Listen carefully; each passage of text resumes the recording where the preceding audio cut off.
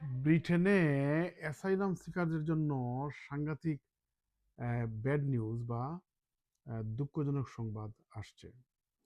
British home secretary ঘোষণা দিয়েছেন যে ব্রিটেনে যারা এসে অ্যাসাইলাম ক্লেম করবেন তাদেরকে এখন যেভাবে অ্যাসাইলাম গ্রান্ট হলে রেফিউজি স্ট্যাটাস দিলে 5 ইয়ার্স পরে ইনডেফিনিট লিভের জন্য আবেদন করবেন, প্রস্তাবিত নিয়ম অনুযায়ী 20 বছর পরে সেটেলমেন্টের জন্য আবেদন করতে পারবেন এবং ফ্যামিলি রিইউনিয়নের ক্ষেত্রে কড়াকড়ি করা হবে।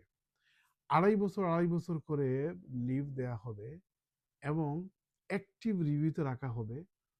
যদি সংশ্লিষ্ট দেশের অবস্থার পরিবর্তন হয়, রাজনৈতিক অবস্থা, তাহলে তার দেশে পাঠিয়ে দেওয়া হবে। কোনো দেশ যদি নিতে অপারগতা প্রকাশ করেন তাইলে ওই দেশ থেকে ব্রিটেনে আসার জন্য ভিসার সুযোগটা বা পদ্ধতি বা প্রসিজারটা বন্ধ করে দেওয়া হবে। বেনিফিটের ক্ষেত্রে খুবই রেস্ট্রিক্টেড করে দেওয়া হবে। অ্যাসাইলাম সিকারদেরকে যেভাবে এত সহজে এখন বেনিফিট দেওয়া হয় বা বেনিফিট পান, ওইভাবে পাবেন না। তো মোটা দাগে ব্রিটিশ সরকার অত্যন্ত কড়া নিয়ম কি বলে আরোপ করতে যাচ্ছে অ্যাসাইলাম সিকারদের জন্য বা অ্যাসাইলাম যারা পাবেন, রেফিউজি স্ট্যাটাস পাবেন তাদের জন্য। এটা নিঃসন্দেহে অ্যাসাইলাম সিকারদের জন্য একটা অত্যন্ত ব্যাড নিউজ বা দুঃসংবাদ।